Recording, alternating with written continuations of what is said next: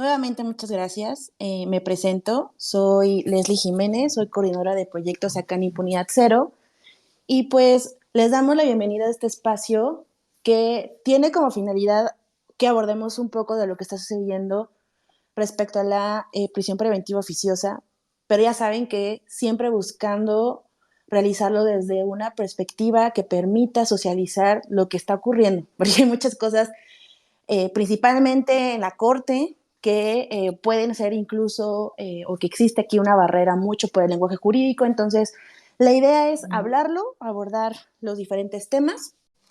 Y pues quiero agradecerle pues a Luis, a Adriana, a Melissa, a Aide, a Tamara, que estén acá con nosotros. Y pues vamos a comenzar platicando un poco en la antesala, una clase de introducción de lo que está sucediendo. Como bien saben, desde la semana pasada se está hablando mucho sobre el tema de la prisión preventiva oficiosa, que es esta medida cautelar que existe en el sistema de justicia penal y que al ser oficiosa no entra un debate en la imposición, ¿no? Cuando una persona se vincula a proceso por un delito que esté dentro del catálogo que establece tanto la Constitución como el Código Nacional, ya no existe un debate por parte de la autoridad jurisdiccional, se aplica la medida cautelar de prisión preventiva oficiosa hasta en tanto esta persona ya sea acuda a juicio y se resuelva mediante una sentencia, se vaya un abreviado o termine ese procedimiento. Como también saben, la semana pasada, desde Impunidad Cero, sacamos la segunda edición de la encuesta de percepción de impunidad, con el objetivo de conocer la perspectiva de la ciudadanía sobre el acceso a la justicia y cuáles son los grandes causas de impunidad. Y uno de los resultados que nos llamó muchísimo la atención es que un 80% de las personas entrevistadas consideraron no solo que todos los delitos deben ser sancionados con cárcel, sino que un 45.5% está de acuerdo en que las personas acusadas de un delito deban permanecer en una prisión mientras averigua si lo cometieron o no. Esto a pesar de que aproximadamente el 42% de la población penitenciaria se encuentra encarcelada sin una sentencia, a pesar también de que el sistema permite alternativas que no forzosamente las ubique en un juicio y que tampoco pues afecta una reparación del daño. Entonces, esto es bastante interesante porque nos está dando cuenta que México, gran parte de las personas, tienen una visión muy punitivista sobre el combate a la impunidad, la procuración de justicia y la impunidad. Entonces, qué mejor que a partir con estos datos para comenzar a hablar sobre esta problemática. Y me gustaría comenzar iniciando con que nos dieran un contexto sobre lo que está pasando de manera muy general en la Corte, acá en la Suprema Corte, así como en la Corte Interamericana. No sé si aquí me quisiera dar este contexto, Luis. Hola, ¿cómo están? Hola, Un saludo. ¿Sí me escuchan? claro. Sí, bueno, eh, contar un poco de lo que está pasando. Em, la semana antepasada, fue el miércoles antepasado que el presidente de la Suprema Corte anunció que iban a discutirse pronto unos asuntos relacionados con prisión preventiva oficiosa. Eh, ya sabíamos que había un asunto pendiente porque el año pasado la Suprema Corte discutió una acción de inconstitucionalidad que presentó la CNDH respecto a algunos delitos fiscales que se habían incorporado al catálogo de delitos con prisión preventiva oficiosa. En aquella primera discusión, lo que se estaba discutiendo es que los diputados y las diputadas habían, bueno, y también el Senado había agrandado la lista de delitos con prisión preventiva oficiosa. Digamos que les salió la creatividad y quisieron meter más allá de los delitos que estaban en la Constitución, y pues estaba discutiendo un poco esa parte, pero el proyecto propuesto por el ministro Franco, que ahora está en retiro, fue desechado por una mayoría de 8, porque proponía la validez de esa ampliación del catálogo. Sin embargo, en esa discusión que fue desde el año pasado, ya dos ministros habían dicho que había que discutir todo el régimen de prisión preventiva oficiosa. Ahora, hay quien dice que todo esto se aceleró porque pues, el viernes pasado hubo una audiencia en la Corte Interamericana de Derechos Humanos de un caso muy, muy dramático, ¿no? Del señor Daniel García y del señor Reyes Alpizar, que pasaron 17 años y 6 meses en prisión preventiva, ¿no? Y bueno, y también fueron sujetos de arraigo. Y bueno, pues si quieren y tienen tiempo pueden ver bueno, el video creo que dura 9 horas, pero fueron como 5 horas de audiencia efectiva.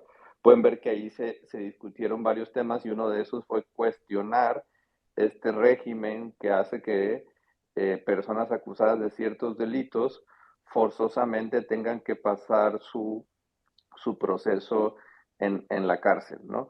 Estas personas sí son presentadas ante un juez y un juez eh, eh, valora inicialmente si hay elementos para investigarle y a partir de eso, que se llama esto vinculación a procesos, se queda forzosamente su proceso en la cárcel al menos por 2 años. Después se podría modificar, pero en principio por 2 años debería quedarse ahí.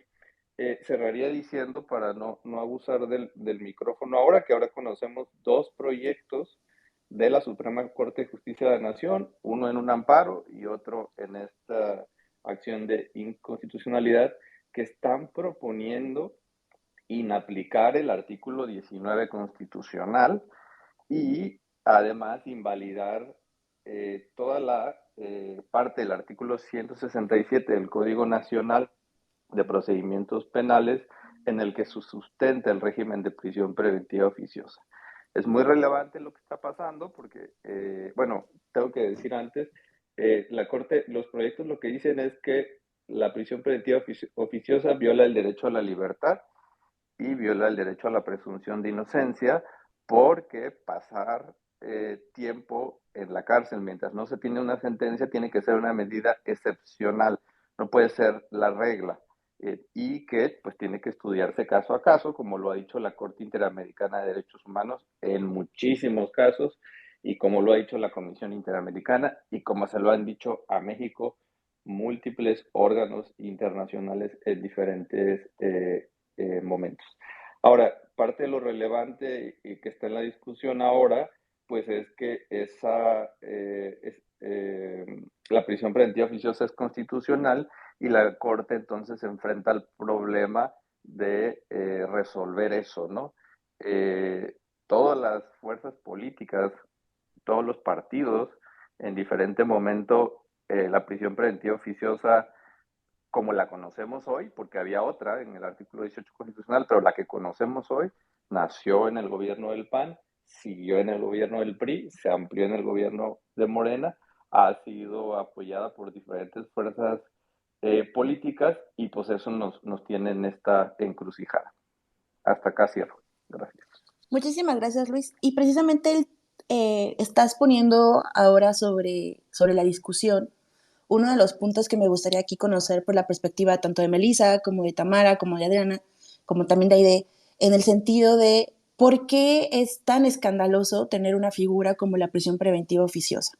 Y aquí hago mucho el acotamiento de la prisión preventiva oficiosa porque hablar de prisión preventiva o como medida cautelar tiene otra vertiente, ¿no? Que es esta prisión preventiva justificada, que implica que acá el Ministerio Público pues dé argumentos necesarios para que se pueda sustentar esta medida a partir de principios que el mismo Código Nacional de Procedimientos Penales establece, que son bastante claros sobre la utilidad de la medida, sobre la necesidad, sobre qué tanto está afectando a la persona imputada, etcétera.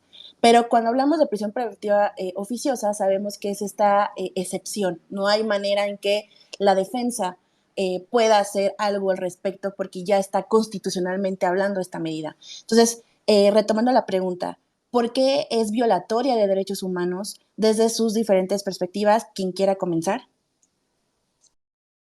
Si quieren, yo me aviento. ¿Sí? ¿Sí me escuchan? Sí, claro, dale. Bueno, primero que nada, o sea, agradecer el espacio. Estoy muy honrada de poder estar con tantas personas tan increíbles en todo lo que hacen. Justo, o sea, a ver, primero empecemos desde lo más básico de básicos y perdonen si los estoy aburriendo, pero bueno, en nuestro país hay medidas cautelares, ¿no? Las medidas cautelares son para tres cosas en particular. Evitar que la persona se fugue, evitar que que esta persona que está imputada o vinculada a proceso, dependiendo el momento en el que se discuten las medidas cautelares, se fugue del proceso, lo vaya a evitar, vaya a evitar que siga el proceso de alguna manera, o va a poner en riesgo ya sea a las víctimas o a las personas que intervienen en el proceso, ¿no? Ya sean peritos, ya sean testigos, etcétera. Bueno, una vez que tenemos esto claro, hay 14 medidas cautelares. Una de ellas, en este universo, es precisamente la prisión preventiva. Como ya decía muy bien Leslie, creo que la prisión preventiva es la más gravosa de todas, ¿no? Y en consecuencia, por eso tiene que ser excepcional, ya sea la justificada o la oficiosa. En este sentido, hay que romper con el mito de que si se discute o si se elimina la prisión preventiva oficiosa, las personas van a salir de la cárcel completamente y van a estar por todos lados, ¿no? Simplemente lo que se está diciendo es que se va a tener que someter a ciertos estándares, ¿no? Se va a tener que revisar por un juez o jueza y a partir de eso se va a llegar a una decisión si la prisión es la única medida para llegar a estos fines legítimos, ¿no? Como ya lo había dicho la Corte Interamericana, incluso como la propia Corte ya lo había dicho en algunos precedentes, ¿no? Respecto de la prisión preventiva justificada. El problema con la prisión preventiva oficiosa es esto, que se quita el debate completamente. El juez ya no puede decidir si es la menos gravosa, si se cumplen con estos estándares, y la tiene que aplicar.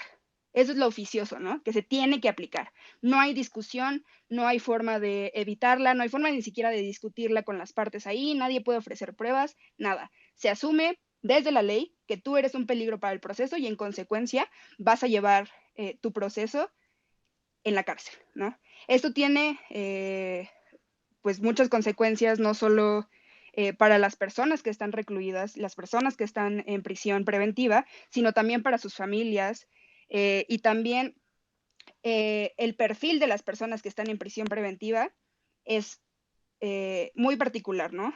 Y eso nos habla de que son personas que están en una situación de especial vulnerabilidad, ¿no? Datos ya sean del censo como de los cuadernos nos hablan de la manera en la que estas personas desproporcionadamente tienen solo educación secundaria, etcétera, ¿no? Entonces, bueno, precisamente lo pernicioso de esta prisión preventiva es que no se discute y se asume. Y lo peor es que, como decía Luis, se ha aumentado este catálogo de delitos una y otra vez y otra vez. Lo que sostenemos desde Intersecta es que en realidad la prisión preventiva ha estado siempre. La prisión preventiva oficiosa, automática. El encarcelamiento ha sido la regla desde siempre y lo que ha cambiado a raíz de 2008 fue más bien cuándo procedía esta prisión automática y cuándo no, ¿no? En ese sentido, la reforma de 2008 impuso la prisión justificada, la prisión preventiva justificada, pero mantuvo como este encarcelamiento automático respecto de ciertos delitos. En este sentido, o sea, en realidad, este régimen de excepción, digámoslo así, aberrante como es la prisión preventiva oficiosa, sí se acotó en 2008, porque antes, insisto, la regla era todos a la cárcel, excepto los delitos que tienen libertad bajo caución, ¿no? Sin embargo, insisto, como ya habían dicho, se ha aumentado y aumentado y aumentado y eso ha provocado que ahora muchas más personas estén en prisión preventiva y que esto genere en sus vidas como todas estas consecuencias de las que platicaba, ¿no? Hasta aquí lo dejo, muchas gracias. Muchísimas gracias, Aide. Y justo también como que me gustaría que en lo posterior, si es posible, abordar como el aspecto de la realidad de las personas que están viviendo prisión preventiva, lo podemos dejar por un poquito más adelante, pero retomando también la pregunta, no sé quién quisiera, Adriana, ya vi que se activaste tu micrófono, adelante. Sí, hola, hola a todas, a todos, a todes. Muchas gracias a Grecia y a Impunidad Cero por hacer estos espacios que creo que son fundamentales. O sea, agradezco también que Aide haya hecho se haya ido un pasito para atrás y hable de los conceptos claros y específicos en relación a la prisión preventiva, porque creo que tenemos como tres desafíos también para visibilizar el impacto que tiene en los derechos humanos esta figura. Uno es el plano narrativo, otro político y otro jurídico.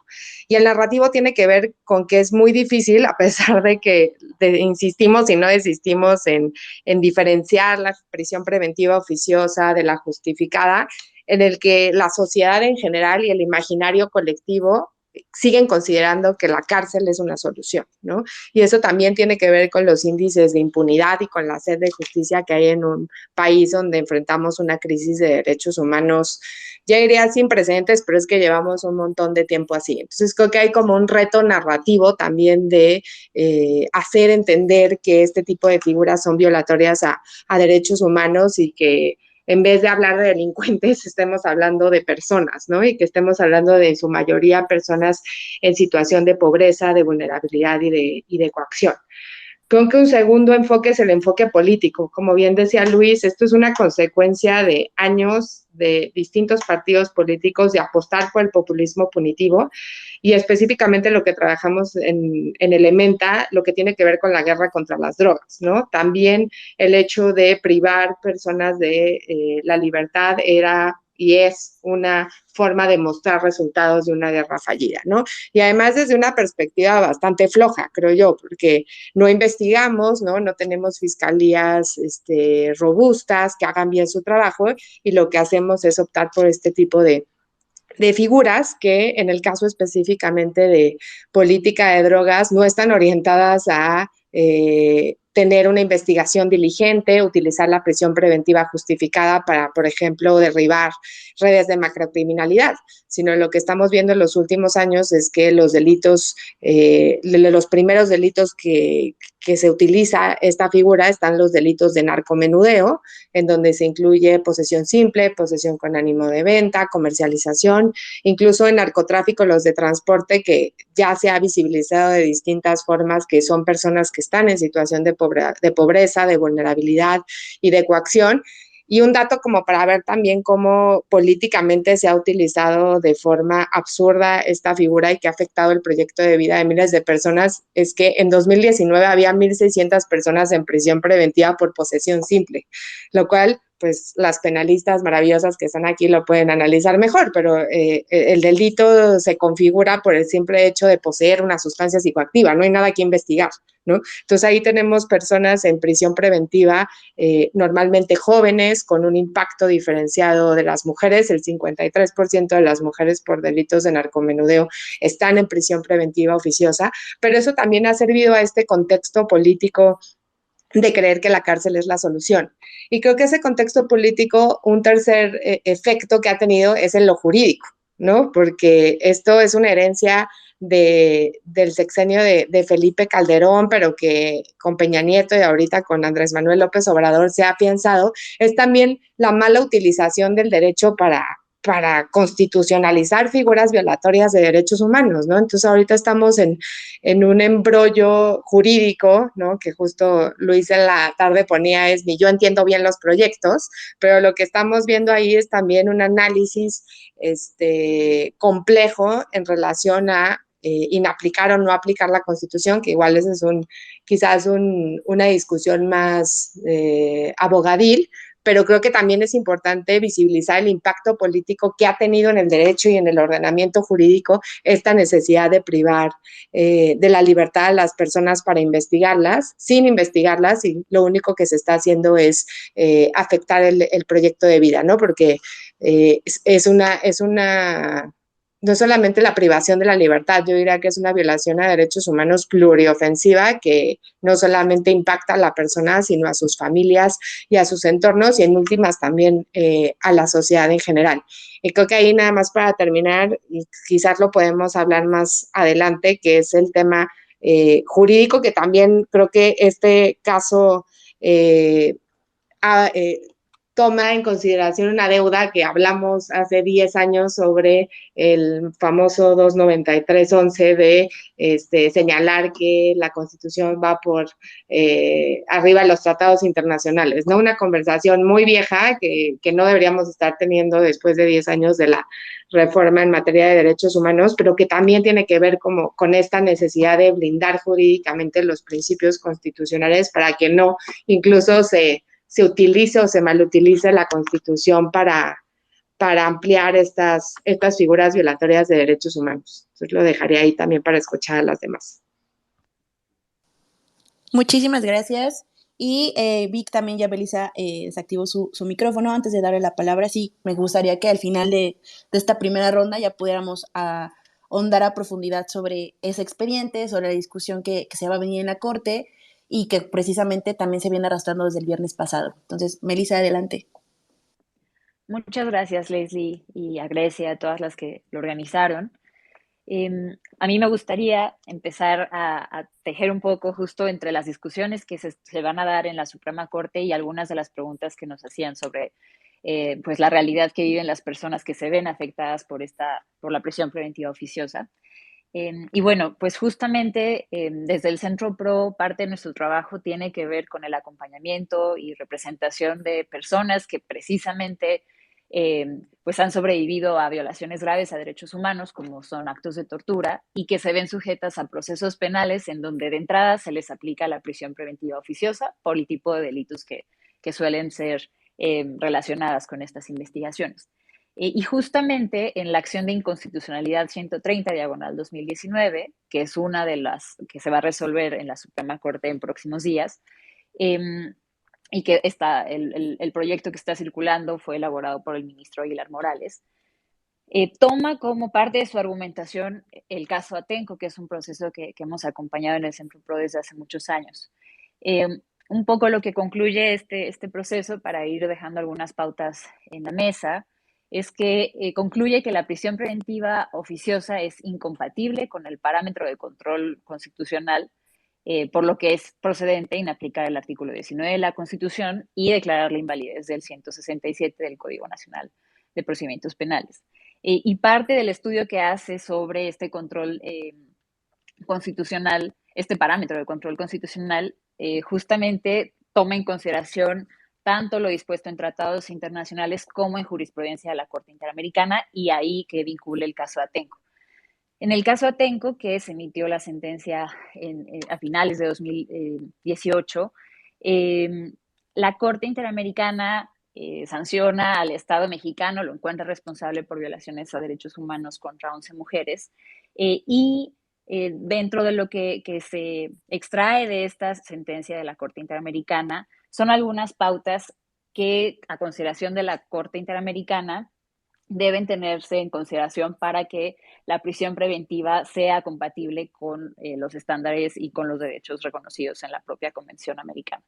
Uno de ellos es tener una finalidad compatible con los estándares internacionales, que en la Convención Americana se reducen a estas finalidades legítimas, que son la necesidad de asegurar que las personas acusadas no impidan el desarrollo del procedimiento, y otra que se eludan de la acción de la justicia, o digamos la sustracción de la justicia como tal. Otra es que sea la medida más idónea para ese fin, y finalmente que sea proporcional y que también esté adecuadamente motivada. Entonces, un poco en este proyecto del ministro Aguilar Morales, se retoman estos estándares para decir que no se cumplen, no se ven reflejados cuando se aplica la prisión preventiva oficiosa, que ya, como mencionaba Aide, es muy importante diferenciarla de la justificada. Entonces, en este caso, la Corte lo que determina es que al no haberse reflejado estos estándares, se consideró una detención arbitraria. Y esto precisamente se retoma en esta acción de inconstitucionalidad. Ahora, otra cuestión que también se toma dentro de los argumentos de este proyecto de acción de inconstitucionalidad también es considerar como, digamos, como tal el impacto de esta prisión preventiva, ¿no? Hay dos elementos que me gustaría retomar, que uno es que es una condena que estigmatiza tanto a la persona procesada como a su familia, y que golpea de forma más dura a las personas en situación de pobreza extrema. Y ahí, solamente para cerrar mi participación, pues compartir un poco lo que vemos en el Centro PRO y que muchas organizaciones pues han visibilizado, ¿no? El hecho de que una persona sea, y en este caso arbitrariamente privada de su libertad y sujeta a un proceso penal que desafortunadamente puede durar muchísimos años, genera una afectación, digamos, tanto económica para la persona como para su familia, porque de entrada una persona que está privada de su libertad en cualquier centro de reclusión de este país tiene que poner o sea, de dinero propio gastos desde alimentos, medicinas, pues sí, de accesorios de primera necesidad como puede ser shampoo, papel de baño, productos de higiene personal, en fin, incluso gastos de seguridad para poder garantizar su seguridad. Muchas personas también tienen que pues pagar esto como más desde la realidad interna, pero también pues hay una afectación a la familia, ¿no? En muchos casos que ha acompañado el Centro Pro de mujeres que son privadas de su libertad, pues ellas serán madres previamente a ser privadas, detenidas. Entonces, hay una afectación que trasciende al cuidado de sus hijas o de sus hijos, que en muchos casos queda a cargo pues de su mamá. Entonces, la madre o las personas que estén bajo el cuidado no solamente gastan en todos estos pues sí, estos elementos que ya mencionaba dentro de prisión, sino también para la manutención de la familia que dejó de tener el soporte de la persona que está en prisión. Y finalmente también pues tiene una repercusión en la defensa, ¿no? Una persona que está privada de su libertad tiene muchas más dificultades para poder tener más control sobre su defensa, para poder tener diálogos con su defensor, como para poder recabar más pruebas, y eso también tiene una repercusión en todo el proceso. Y bueno, por acá me gustaría dejarla en esta primera participación. Muchísimas gracias, Melissa. Tamara. Gracias, Les. Me gustaría retomar lo último que estaba diciendo Melissa en relación al impacto de la prisión preventiva. O sea, cuando hablamos de la prisión preventiva oficiosa, no es únicamente una cuestión de que a la persona se le priva de su libertad y puede o pierde muchos derechos, deja de ver a su familia, pierden su fuente económica. También es una cuestión de que las cárceles en México están desbordadas. O sea, realmente tenemos una sobrepoblación carcelaria en la que se siguen metiendo y metiendo y metiendo personas a diario sin una sentencia, únicamente para ver si es cierto que cometieron un delito. Y esto es súper delicado porque el auto de vinculación a proceso, que es la determinación judicial a partir de la cual se puede dictar una medida de prisión preventiva, en realidad no requiere de tantos elementos. O sea, no es necesario que, por ejemplo, el Ministerio Público tenga una investigación tan completa, porque es únicamente un estándar mínimo que le permita continuar integrando su investigación. Es decir, no hay nada realmente que vincule a estas personas de una forma en la que se pueda determinar que efectivamente son súper peligrosas y necesitan estar completamente aisladas de la sociedad como para meterlas en una cárcel. Ahora, otra cosa es que, insisto, estando en la cárcel, el testimonio de Daniel García en la audiencia del viernes no es único, no es algo extraordinario en el sentido de que decía, somos 40 personas en una celda, realmente eso es lo que pasa. Entonces, las personas no solamente pierden, insisto, su libertad, sino pierden su dignidad, pierden la capacidad, pues, de vivir realmente, aunque estén encerrados, porque no tienen ni siquiera un espacio para ellos.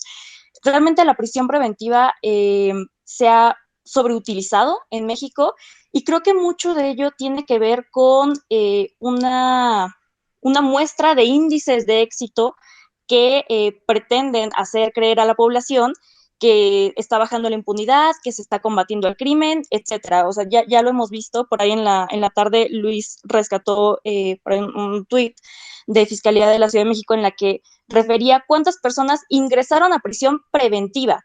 O sea, eso realmente no está combatiendo la impunidad, no está acabando con los delitos, únicamente está llenando las cárceles y está arruinando la vida tanto de estas personas que por algún motivo tal vez acabaron cometiendo estos delitos y no es eso lo que se está atacando, y también se está afectando a la población carcelaria que ya hay, porque cada vez son más, y se está afectando a todas sus familias. Ahora, estos índices de éxito realmente no pueden considerarse como tal, no deben considerarse como tal, porque entonces disminuyen la obligación de las fiscalías o la obligación que deberían tener las fiscalías para integrar bien una carpeta de investigación. ¿Por qué? Porque dicen, hay tantas personas en la cárcel, estamos cumpliendo y ya después si salen, pues no hay ningún problema porque ya estuvieron, ya mientras tuve un número de éxito y no podemos estar viendo así. También a partir de esto, creo que tenemos que empezar a ver una posibilidad de alejarnos tanto de este punitivismo y de ver la cárcel como una opción de justicia que diga, ah, bueno, la persona que cometió o que se presume que cometió este delito ya está en la cárcel, listo, la víctima ya está bien porque entonces el Estado cumplió con su función, cuando no es así. Simplemente meter a las personas a la cárcel y sobre todo únicamente con una medida cautelar tampoco está haciendo ningún alivio a las personas. Eh, hace poco lo veíamos también en el caso, por ejemplo, de los familiares de los 43 estudiantes que estaban señalando que a ellos no les interesaba una cuestión de venganza, no les interesaba realmente una cuestión de cárcel, lo que les interesaba era conocer la verdad. Y creo que el hecho de que se mantenga actualmente en nuestro sistema de justicia penal la prisión preventiva está rompiendo con los principales objetivos de este proceso, que son la reparación del daño, por un lado, que no se puede dar si la persona simplemente está en la cárcel, si no puede hacer nada más, y sobre todo considerando que las reparaciones actualmente son mayormente económicas, o no puede generar ingresos, tampoco podría eventualmente realizar una reparación del daño. Y por otro lado, es el esclarecimiento de los hechos, el conocer qué es lo que pasó, lo que no pasó. Y eso tampoco se puede si únicamente se limita todo a meter a las personas en la cárcel. Entonces, creo que son impactos por todos lados. Impacto a la persona que está encarcelada, impacto a sus familias, impacto a las víctimas que no están realmente teniendo justicia. E impacto a la población, porque básicamente el presentar estas prisiones preventivas como éxitos pues son una mentira en realidad, o sea, no es ningún éxito y al final todos acabamos perdiendo. Entonces, eso creo que también podríamos empezar a analizar la posibilidad de alejarnos un poco del punitivismo para también dejar de depender tanto en la prisión preventiva como un medio para llegar eventualmente a la justicia. Gracias. Gracias, Tamara. Y antes de dar entrada a la segunda etapa de este espacio, me gustaría tomar un poco cada uno de los argumentos que ahorita escuchamos para poder también nuevamente retomarlo en hechos un poco más concretos, ¿no? Al inicio de este espacio les hablaba un poco del informe de percepción de impunidad, sobre la percepción que tienen las personas en el uso de la prisión preventiva. Y también otro ejemplo que también advertimos en este informe fue que al considerar que las personas piensan que es más necesaria la utilización de una prisión preventiva oficiosa para reducir la impunidad, tenemos en contraposición que uno de los delitos que desde un inicio en que el sistema de justicia penal entró, que se consideraba ya como delito que ameritaba una prisión preventiva oficiosa, que es el delito de homicidio doloso.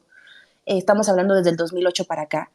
Es un delito que se ha ido incrementando desde el 2015 a la fecha. Ha tenido un incremento del 86%. Es decir, no ha tenido una incidencia en la utilización de la prisión preventiva oficiosa para reducir este tipo de delito. Y otra cuestión que también hacían mención hace un poco es sobre este tema de la justicia y de la venganza. También advertimos que el porcentaje de personas que consideran que para combatir la inseguridad y hacer justicia por propia mano aumentó de un 2.5%, es decir, de un 8% que teníamos en 2019, ahora ya lo tenemos a un 10.5% en el 2021. Estos datos son sumamente alarmantes, principalmente porque este tipo de situaciones, de discusiones que se llevan a muchos medios, a muchos espacios, hablando sobre la prisión preventiva oficiosa y la efectividad de la misma, van encaminadas a seguir perpetuando esta idea de punitivismo. Y cuando hablamos de punitivismo, a grandes rasgos hablamos de este uso irracional que tiene el Estado, las autoridades estatales, del derecho penal. El derecho penal es este derecho que tiene como finalidad la imposición de sanciones, ¿no? Después puede haber o deriva muchas otras ramas dentro del derecho penal, pero su función principal es esa, ¿no? Delitos, sanciones. Y que se debe de utilizar como una última instancia después de que el Estado haya agotado otras áreas jurídicas. Entonces, al no agotarlas e irnos directamente al derecho penal como este brazo ejecutor punitivo del Estado, lo que se hace es restringir una serie de libertades. Entonces, para dar ahora ya inicio a esta segunda etapa, me gustaría que ya nos centráramos más a el caso que se está viendo actualmente en la Corte Interamericana, que ya Luis nos daba un poco de antesala, y también la discusión que se viene en la Corte, ¿no? Que para muchos abogados es como nuestra Navidad, porque precisamente viene a hacer un cambio paradigmático, no solamente en la perspectiva que tiene la Corte sobre este uso de control constitucional y el uso del control convencional, sino también viene arrastrando otras cuestiones muchísimo más profundas de nuestro sistema jurídico y nuestro sistema constitucional. Entonces, no sé quién quiera comenzar hablando un poco sobre lo que son sus expectativas o sus piensos respecto a ambas discusiones y qué trascendencia va a tener pues para todas las personas que vivimos en este país, porque al final podemos hablarlo en un lenguaje jurídico súper elevado, pero también lo importante es que todas, todos y todes podamos comprender que estas discusiones no se dan en lo abstracto, que todas y todes estamos siempre en esta línea de encontrarnos con el sistema de justicia penal y que es muy fácil estar dentro del sistema y que una vez estando dentro del sistema ya no es tan fácil salir. Entonces, por esas discusiones son sumamente relevantes. No sé qué quisiera comenzar hablando un poco sobre ambas cuestiones de la discusión que va a traer la Corte la siguiente semana y de la Corte Interamericana.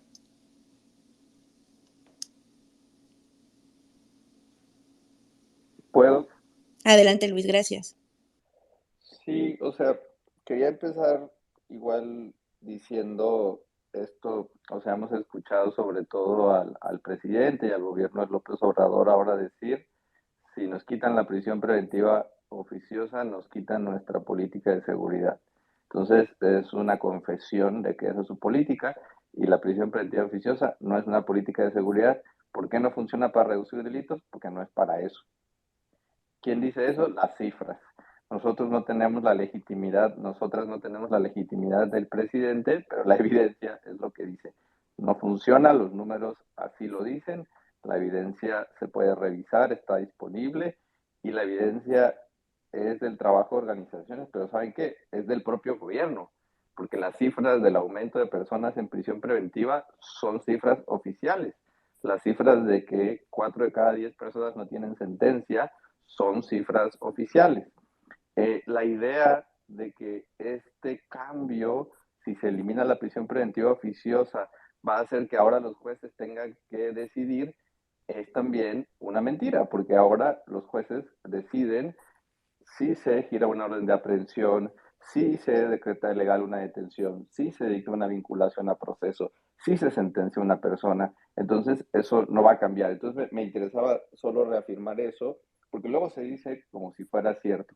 Y todavía se dice que quienes estamos en contra de que se siga aplicando la prisión preventiva oficiosa, estamos a favor de la corrupción y la impunidad. Nada más alejado de eso, ¿no? Todas las personas lo que queremos es que se combata el crimen, que se combata la violencia, pero con medidas efectivas, no con medidas que en lugar de proteger a la población, violen derechos, causan que personas inocentes vayan a la cárcel y además implica darle la razón a lo que diga la policía y a lo que diga el Ministerio Público, básicamente, ¿no? Nos están pidiendo que les creamos cuando sabemos que sus investigaciones se suelen caer. Si no, no tendríamos los números de impunidad que tenemos, ¿no?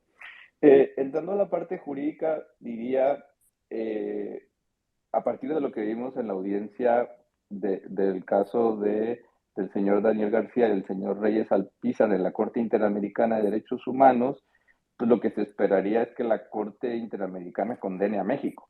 Condene a México por el fondo del caso, porque fue muy vergonzoso ver la defensa de violaciones a derechos humanos ante la Corte Interamericana, ver francas mentiras, gente diciendo que en México hay unas condiciones excepcionales en las cárceles y que hay revisiones médicas 2 veces al día. Digo, supongo que esas personas nunca han ido a ver cárceles y defendieron los abusos cometidos contra las víctimas en el caso. Y además es insostenible sostener la figura del arraigo, que digamos es peor que la prisión preventiva oficiosa, si eso se puede decir, porque esa persona ni siquiera está formalmente acusada de un delito y se le puede llevar a un centro de arraigo.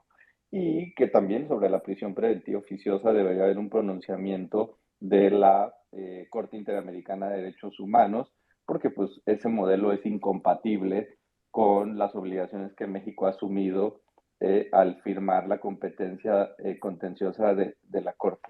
Y tal vez no me quiero no quiero abusar del micrófono, pero quiero decir que ahí es donde entra un debate interesante.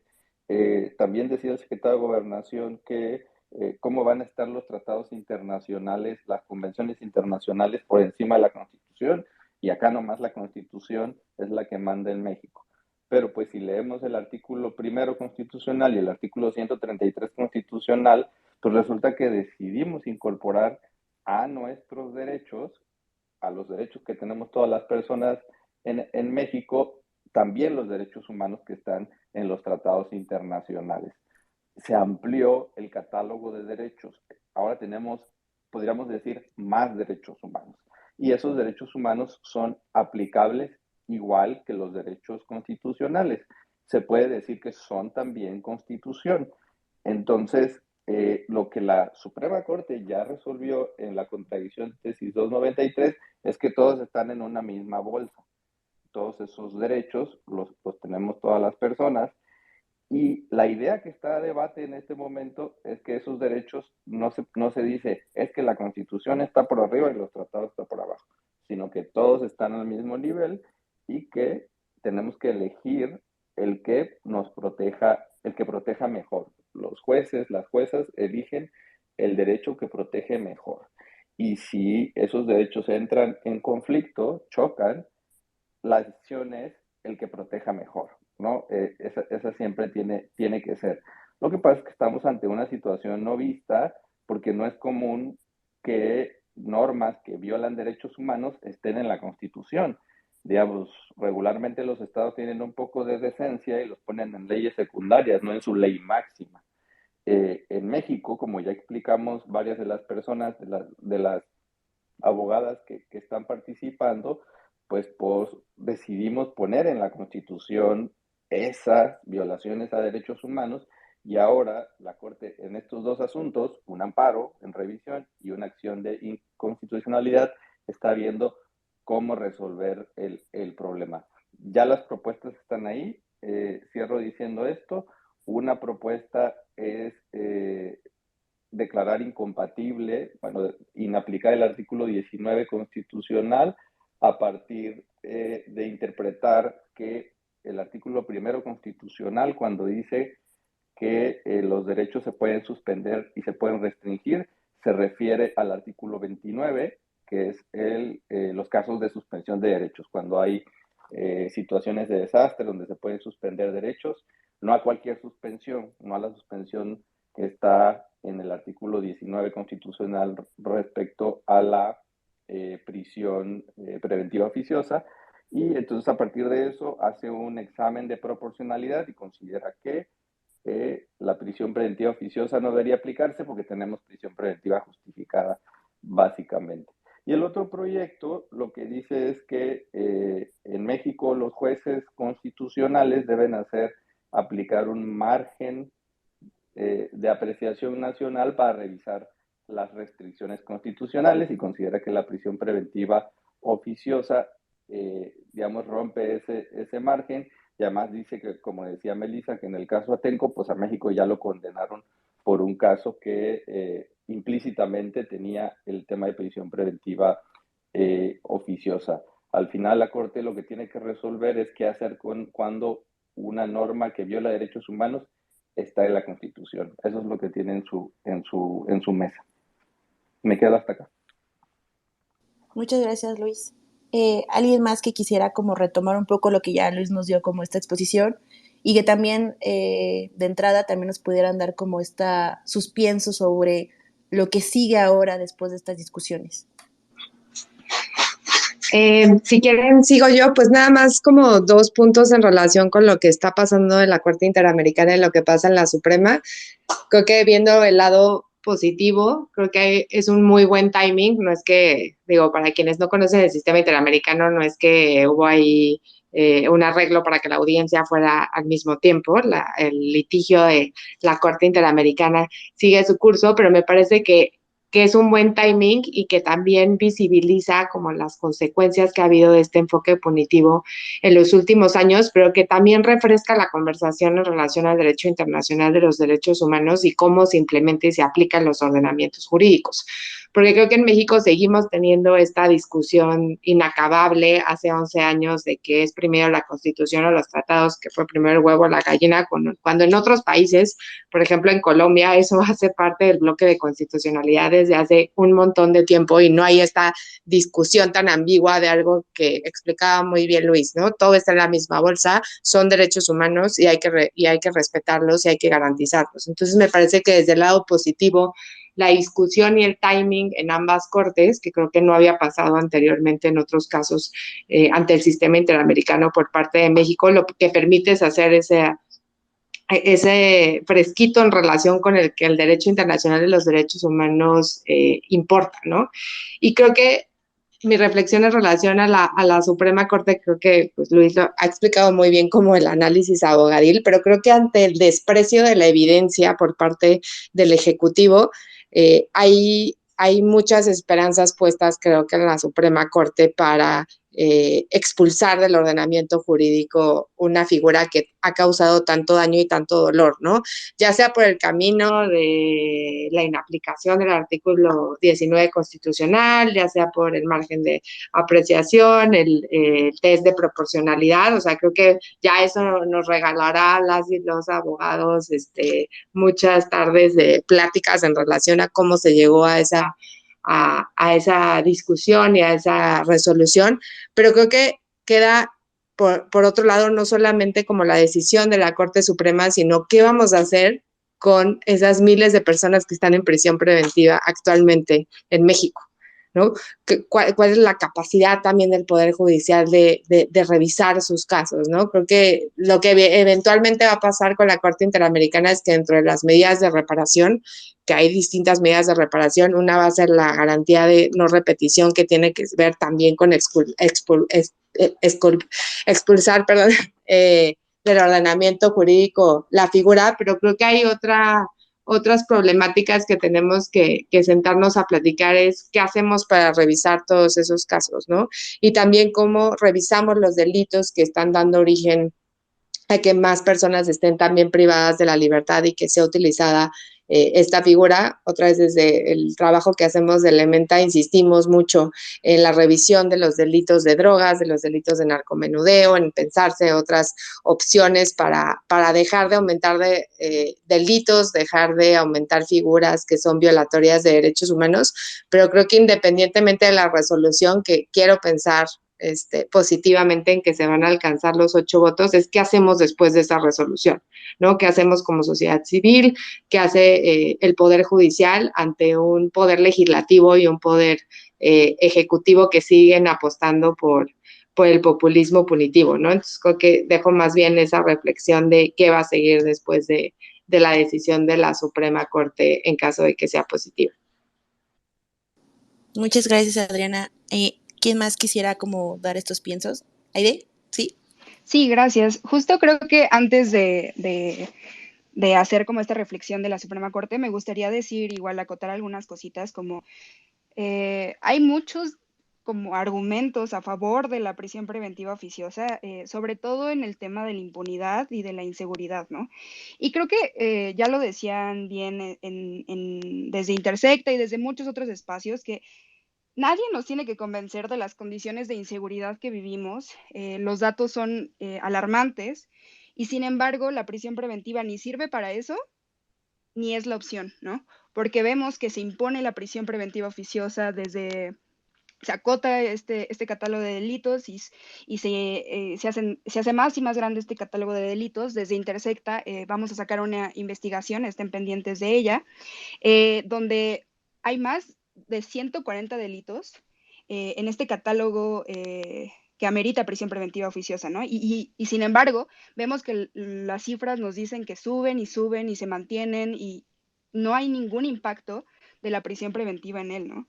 Ni en la comisión de los delitos ni en la resolución de los casos, ¿no? Entonces, por un lado, me parece sumamente importante además recalcar que las arbitrariedades del sistema las conocemos, las vivimos todos los días. Conocemos personas que han sido detenidas arbitrariamente, que les han plantado evidencia, que les han llevado un proceso en su contra, y sin embargo, pugnamos por expandirlo. Creo que también es muy importante reconocer que desde algunas facciones del feminismo hemos hecho muchas cosas por crear y expandir este catálogo de delitos y hacerlo como una pugna feminista, ¿no? Si es feminicidio, si no es feminicidio, porque el feminicidio no se considera un delito grave y está en el catálogo de delitos que ameritan prisión preventiva oficiosa. Y creo que tenemos que repensar estas conversaciones y también reconocer desde el feminismo por qué hemos optado por estas medidas punitivas que poco hacen por resolver el problema, ¿no? Entonces, bueno, también me gustaría decir que esto que ya decían todos, nada más enfatizarla un poquito más, que la prisión preventiva oficiosa solapa la ineficiencia de las fiscalías y también evita a toda costa su desarrollo, ¿no? Y no solo el desarrollo de las fiscalías, sino también el desarrollo de otras instituciones como las unidades de supervisión de medidas cautelares, por ejemplo, por nombrar solo algún elemento, ¿no? Y en ese sentido me parece súper importante que dejemos de pensar a la prisión preventiva oficiosa como la solución a todos los problemas en específico y también al sistema penal como la solución para resolver los problemas de violencia e inseguridad que día con día vivimos, ¿no? E insisto, nadie nos tiene que convencer de eso. Lo que nos tendrían que convencer es por qué esa política de encarcelar y luego investigar y averiguar si sí es, si no es y cómo lo hizo, funciona, ¿no? Y de qué manera.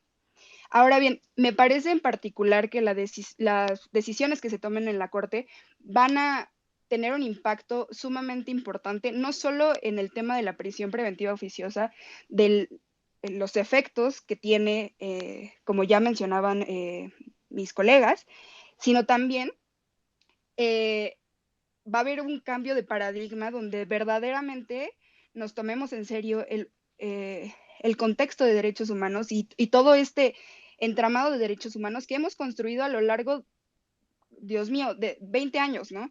Y por primera vez verdaderamente va a haber una discusión de cómo y de qué manera va a aplicar este sistema de derechos humanos. Entonces me parece sumamente importante que como ciudadanos, ciudadanas, más allá de si somos abogados o abogadas, hagamos un esfuerzo por seguir y también, perdón, fiscalizar a la Corte y fiscalizar la manera en la que ha llevado estos casos y la manera en la que va a decidir, ¿no? Y no se trata solamente de presionarles para decidir una u otra cosa, sino de verdaderamente aplicar y tomarse en serio el sistema de derechos humanos que se ha construido. De otra manera, seguiremos con las mismas arbitrariedades de siempre, las mismas arbitrariedades de investigo, de encarcelo, perdón, y luego investigo, y a ver si sí y si no, y le vamos a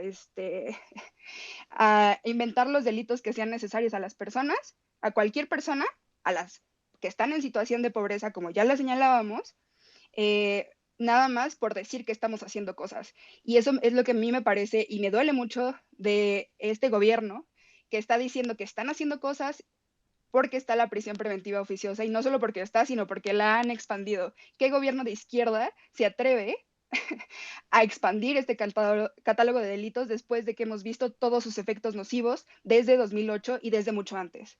Gracias. Muchas gracias, Melissa, Tamara. Tamara. Sí, Ay, quien quiera, de las dos. Bueno, Retomo retomo el orden.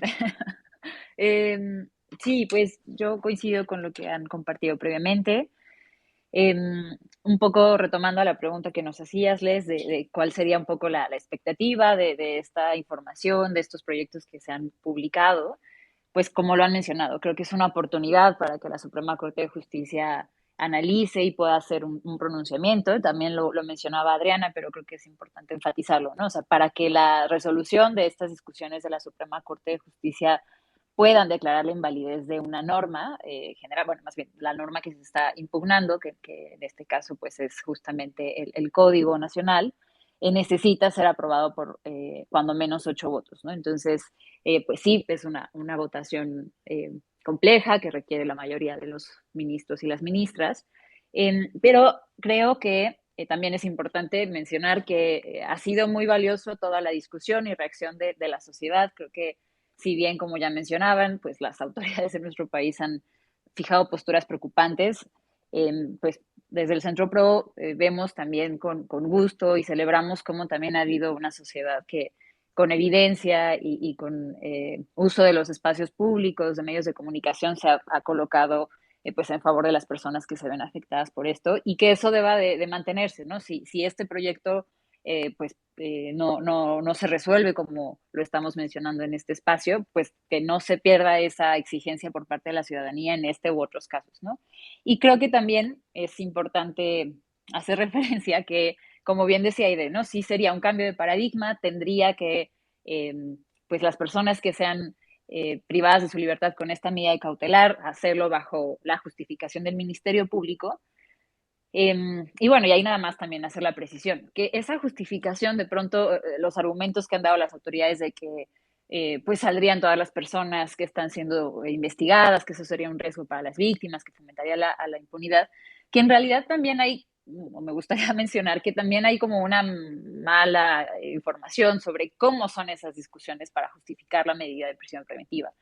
En teoría, ya en el sistema acusatorio, al momento en el que se discute esa medida cautelar, ya el Ministerio Público y la asesoría de las víctimas tienen que tener, aunque es un estándar bajo, pero ya tienen elementos y datos de prueba más bien para solicitar la vinculación al proceso. Y no es que se necesite más pruebas, digamos, es lo que se esperaría que el juez solicitara, ¿no? Pero es decir, con esas mismas pruebas y a través de argumentos es que se puede solicitar la prisión preventiva justificada, ¿no? Y creo que eso es también importante mencionarlo, ¿no? Pero bueno, más allá de lo positivo que tendría que se pueda declarar la invalidez de esa figura, creo que también es importante mencionar en su justa medida la implicación que esto tiene, ¿no? O sea, es un paso para el sistema de justicia penal que queremos, pero no lo es todo, ¿no? O sea, creo que es muy, muy importante hablar de otro tipo de estándares que incluso también en el proyecto del ministro Aguilar Morales se refiere, que es el tema de las revisiones periódicas de esta medida cautelar, ¿no? O sea, ya sea oficiosa o justificada, porque eso es lo que realmente también hace que las personas pasen muchísimos años privados de su libertad. No es solamente que pasen muchos años por ser oficiosas, sino porque las autoridades judiciales y también las ministeriales tienen y tardan tiempos excesivos en integrar las investigaciones y por eso se prolonga esa medida. Pero también en el caso de Atenco y en otros casos de la Corte Interamericana, también se ha hablado de la necesidad de que se hagan revisiones periódicas sobre las medidas cautelares. Y aquí solamente me gustaría como hacer de referencia a un caso que ha sido acompañado desde el Centro PRO hace un tiempo y que recientemente recibió una resolución favorable, que es de Ana Georgina Domínguez, que ella está privada de su libertad desde hace 13 años por el delito de delincuencia organizada, que su caso me parece que es importante referirlo en este momento porque ganó un amparo apenas para el efecto de que se revisara su medida cautelar, pero ejemplifica mucho lo que viven muchas personas, que es tanto el tiempo que incluso excede el tiempo previsto por el delito que están siendo investigadas, que en su caso es de 8 años, ¿no? Ya lleva 13 años, es decir, no hay forma de ver que no es una pena anticipada. O sea, esta medida cautelar excedió el tiempo que digamos, que las leyes disponen para sanción en este tipo de delitos. Entonces, creo que seguir hablando de la relevancia de estos proyectos, del caso que se está por resolver en la Corte, es más bien seguir hablando de los derechos de las personas procesadas, que también tienen que ver con los derechos de las víctimas en un proceso de justicia. Gracias, Melissa. Tamara. Gracias. Yo nada más, igual retomando un poco la pregunta de lo que esperábamos, yo definitivamente sí espero que la Corte Interamericana condene al Estado mexicano, porque no es posible que 20 años después del caso que se le está exponiendo y un sistema de justicia completamente distinto después, sigamos enfrentándonos a las mismas condiciones. O sea, sigue existiendo la prisión preventiva oficiosa, sigue existiendo esta necesidad política o gubernamental de dar números y de meter personas a la cárcel. También creo que eso impacta mucho en una mala investigación o en la generación incluso de investigaciones para dar números, lo cual evidentemente no le ayuda a nadie. Las fiscalías sí, por un lado, están desbordadas, sí tienen que cumplir con ciertas pues cantidades básicamente de trabajo cumplido, por así decirlo. Y creo que esta exigencia de números está generando, por un lado, que dejen de investigarse asuntos que sí ocurrieron, delitos que sí ocurrieron, y creo que es algo que vemos a diario. Y por otro lado, que delitos muy chiquitos sean los que se están investigando, generando, procesando, y por esos delitos que realmente no son de alto impacto, que realmente no son los que hacen daño a la sociedad, son por los que se están llevando a las cárceles. Entonces, sí, realmente creo que sí necesitamos una sacudida de alguna forma de una instancia internacional, porque no puede ser posible que 20 años sigamos con esto. Por otro lado, hacían el comentario, existe la duda de qué puede pasar entonces con todas las personas que actualmente están bajo una medida de prisión preventiva oficiosa en caso de que ya sea la condena a la Corte o que nuestra Suprema Corte resuelva, por ejemplo, la inconstitucionalidad, la invalidez de estos artículos. Creo que si a diario hay personas entrando a prisión preventiva oficiosa, a diario se pueden hacer audiencias de revisión, pueden salir. Considero realmente que actualmente es una deuda que al menos el Poder Judicial tiene con estas personas. Eh, yo sé que al final el Poder Judicial, por esta contradicción de tesis 293-2011, ha estado pues atendiendo a esta prisión preventiva oficiosa, y por eso hay muchísimas personas que han entrado en esta medida cautelar. Sin embargo, sí es necesario cambiar esta visión, este paradigma, seguir con la progresividad de derechos humanos. No podemos echarnos para atrás, y es necesario no solamente dejar de aplicar la prisión preventiva oficiosa, sino también sacar de la cárcel a las personas que no han sido condenadas y que no llevan ahí 2 semanas, que llevan ahí años y que van a estar ahí a menos que realmente nuestras autoridades hagan ahorita un cambio con el cual pueda realmente tener un recurso efectivo con el cual impugnar estas decisiones y salir. Ya lo mencionaba al principio, hay otras 13 medidas cautelares que existen. En caso de que se considere que realmente necesitan estar en prisión preventiva, bueno, esta se puede justificar. Eso es lo que hay que hacer. Esa es labor del Ministerio Público, tiene que ser revisada por los jueces. Y si no es tan necesario, hay otras medidas que incluso son hasta más accesibles económicamente para el Estado. Es más accesible tenerlos con un brazalete que seguir llenando las cárceles. Que si bien, por ejemplo, Daniel García ha comentado en su audiencia que no recibe ciertos insumos, lo cierto es que al final tener a la población penitenciaria sí le cuesta al Estado. Entonces, no quiero reducirlo a una cuestión meramente económica, pero creo que hay más beneficios en cuanto a justicia social, en cuanto a economía para el Estado, en cuanto a redignificar a las personas que están ahí, en el hecho de que puedan salir e ir poco a poco acabando con esta población penitenciaria que no tendría en principio por qué existir. Y ya, gracias. Muchas gracias, Tamara. Y bueno, pues agradecerles a todas las personas que estuvieron aquí escuchándonos. Ya estamos cerrando este espacio. Solamente sí me gustaría darles la palabra por última vez solo para temas de conclusiones. Y me gustaría, antes de darles la palabra, pues reiterarles muchísimo, ¿no? Desde Impunidad Cero siempre hemos estado señalando que el gran problema de la impunidad dentro del sistema de justicia penal inicia desde las fiscalías y procuradurías. Necesitamos voltear a mirar cómo están trabajando, cómo están integradas, cuáles son las necesidades de estas instituciones, porque es a partir de ahí donde comienza justamente este camino en donde se comienza a visibilizar estos problemas, ¿no? De esta prisión preventiva oficiosa, de estas cargas de trabajo, de esta efectividad, tanto de órdenes de aprehensión, efectividades de que un delito pueda esclarecerse. Entonces, también el trabajo que ha hecho diversas organizaciones, principalmente las que tenemos acá presentes, ¿no? El Centro PRO, Elementa, Intersecta, es mirar el sistema de justicia penal, no desde esta visión extremadamente punitivista, cerrada y articulada, sino también desde un contexto meramente social. Entonces, así como estamos en el orden, Luis, forma de conclusión. Hola, bueno, yo agradecer la invitación y bueno, pedir que sigan a todas las abogadas y a las organizaciones donde trabajan. El trabajo para documentar los daños de la prisión preventiva oficiosa no empezó hace 2 semanas. empezó hace décadas y no es, digamos, hay una coyuntura porque el próximo lunes conéctense a la sesión de YouTube o en la plataforma que prefieran, más o menos como a las 11 12 para ver la sesión de la Suprema Corte con la discusión de la prisión preventiva.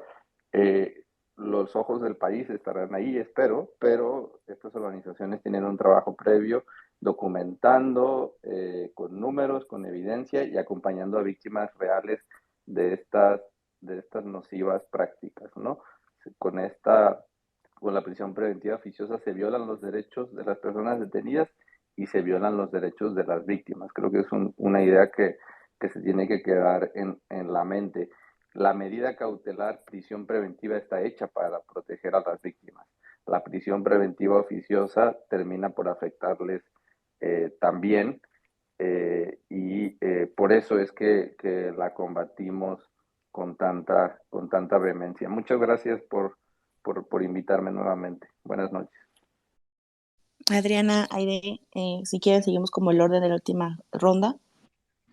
Nada, pues muchísimas gracias por la invitación a Ley de Impunidad Cero, a Grecia. Está bien que sigamos teniendo estos debates en torno con el contenido de la figura. Creo que más bien me quedo con una reflexión de pensarnos como organizaciones de la sociedad civil, ser más creativas para difundir este contenido a la sociedad en general, a las víctimas del delito, a los medios de comunicación, ¿no? Creo que hay un reto importante de poder desagregar. Creo que, como dice Luis, todas las organizaciones que estamos acá desde diferentes trincheras hemos generado evidencia y seguimos poniendo la evidencia como tal, los datos, las historias de vida, las afectaciones a los derechos, a las familias, pero creo que ahí nos queda, dejo la reflexión de que nos queda el reto de cómo transmitir esa información al público en general, porque lo cierto es que si uno voltea a ver las encuestas, la prisión preventiva oficiosa sigue estando respaldada por una gran mayoría y eso es lo que también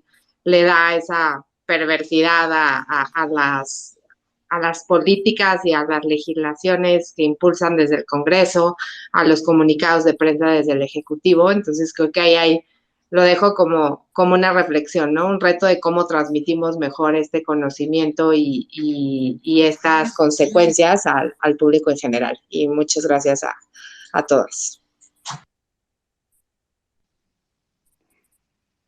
Bueno, yo nada más quisiera decir que juntos, podemos construir un sistema acusatorio, un derecho penal que sea de mínima intervención verdaderamente y que verdaderamente los derechos estén en el centro, tanto de las personas acusadas, vinculadas, procesadas, todas las personas víctimas, y que no se trate solamente de el dato positivo para las autoridades, sino de verdaderamente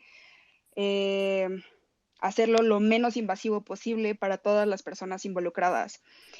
También comentarles rapidísimo que desde Intersecta vamos a sacar una serie de informes, por favor estén pendientes en nuestras redes sociales, sobre los hallazgos que hemos encontrado respecto de la prisión preventiva oficiosa, qué es, qué no es, los datos que hemos encontrado, el equipo de datos de Intersecta, y pues nada, agradecer muchísimo la oportunidad de estar en un espacio así de importante y con personas tan increíbles a las que siempre les aprendo cuando les escucho. Quiero interrumpir rápidamente solo para decir una cosa. ¿Puedo? Claro. Es que veo que está el señor Daniel García escuchando, entonces quiero aprovechar solo para pues agradecer por su valiente testimonio en la Corte Interamericana, pero pues más allá de eso, por la lucha de todos estos años contra la injusticia que sigue sufriendo, ¿no? Por la falsa acusación en el caso contra él. Digamos, si tenemos que agradecer a alguien por estar en esta discusión en este momento, es a él, a su familia, ¿no? Que se mantuvo todos estos años denunciando las nocivas consecuencias de esta figura, la prisión preventiva, pero las otras violaciones a derechos humanos que vivió. Quería decir eso. Gracias. Muchísimas gracias, Luis, y justo también retomo este agradecimiento de que nos escuche y también de su lucha y de esta constante pues seguimiento a una estructura tan compleja como es el Estado mexicano y su Estado punitivo. Muchísimas gracias. Igual yo agradecer mucho por la invitación y pues eso, o sea, me parece que tenemos que dejar de ver el respeto a los derechos humanos de las personas en el proceso como un obstáculo para garantizar verdad y justicia a las víctimas. Igual creo que también aprovechar que estas discusiones que nos hacen y nos llaman la atención a muchas personas, eso, justo como recordar que se trata de la vida de muchas personas que hoy están en situaciones muy, pues muy graves y que tratemos de que estas discusiones justo incidan y repercutan en ellas. Muchas gracias. Yo también quiero agradecer mucho a Grecia, a Leslie Impunidad Cero por hacer este espacio. Eh, y pues básicamente me gustaría decir que al final nosotros como operadores del derecho tenemos cierta responsabilidad para poder hacer todos estos debates más accesibles a todas las personas, dejar de lado un tanto el lenguaje jurídico, así que si tienen alguna duda o lo que sea, creo que todas estamos aquí también para resolverlas y tratar de seguir generando este debate, no únicamente entre abogados y personas que conocemos estos sistemas, sino que creo que es importante incluir a todos para saber por qué al final sí nos puede impactar a cada persona. El sistema de justicia penal está presente todo el tiempo, todos los días, y lo menos que podemos hacer es explicar cuáles son sus alcances y por qué ese tipo de violaciones de derechos humanos al final nos pueden afectar a todos. Entonces, aquí estamos y muchas gracias por estos espacios. Muchas gracias. Antes de terminar el en vivo, ay, ya se me está cruzando los cables, perdón. El espacio, Grecia, algún comentario que quieras realizar, ya que ella fue la que fue el artífice de esta gran discusión, entonces, algo que quieras comentar de cierre.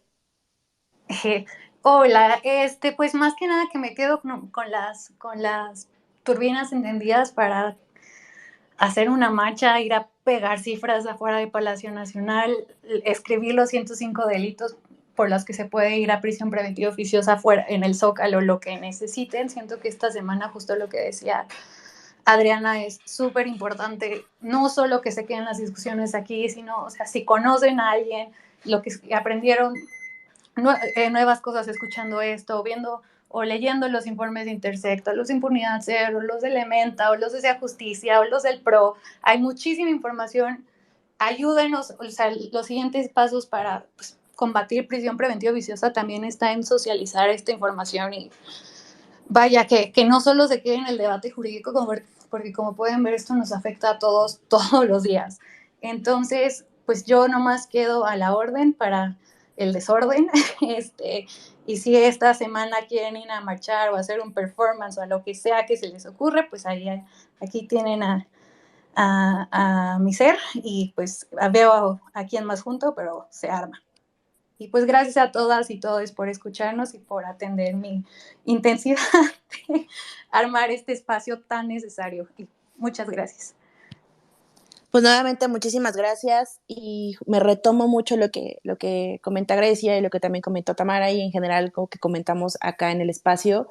El sistema de justicia penal no hay que verlo como algo ajeno, nos cruza todos los días. Así de fácil que alguien pueda estar dentro del sistema, así de fácil que alguien pueda estar susceptible a que sea agredido sus derechos. O sea, no hay que verlo como a lo abstracto, a lo ajeno o lo que le puede pasar a alguien más, ¿no? Todos los días desde que nos levantamos, salimos de casa o incluso estando desde nuestras propias casas, estamos en esta línea todo el tiempo de cruzarla y encontrarnos en el sistema, un sistema que nuevamente insisto, nos permite entrar, pero es muy, muy complicado salir. Entonces, agradecer también el trabajo de diversas organizaciones de puntualizar, visibilizar y hablar de estas problemáticas y nos queda socializarlo, dialogarlo y comentarlo en todos los aspectos, no solamente una discusión entre abogados, sino una discusión entre todas las personas, porque, insisto, nos cruza y lo que vaya a suceder es de gran trascendencia para nuestra vida y nuestra existencia dentro del Estado mexicano. Entonces, el Space se queda grabado para que también lo puedan retomar si es que así lo quieren, y nos seguimos encontrando en otros espacios. Sigan consultando los materiales de las diversas organizaciones que acabo de mencionar, más porque salió hoy la Endire, entonces también da otro espacio de diálogo, y a ver si armamos también otro espacio de discusión. Así que no me queda más de comentarles. Les reitero, soy Leslie Jiménez, coordinadora de proyectos de Impunidad Cero, y nos seguimos encontrando en otros espacios. Muchas gracias.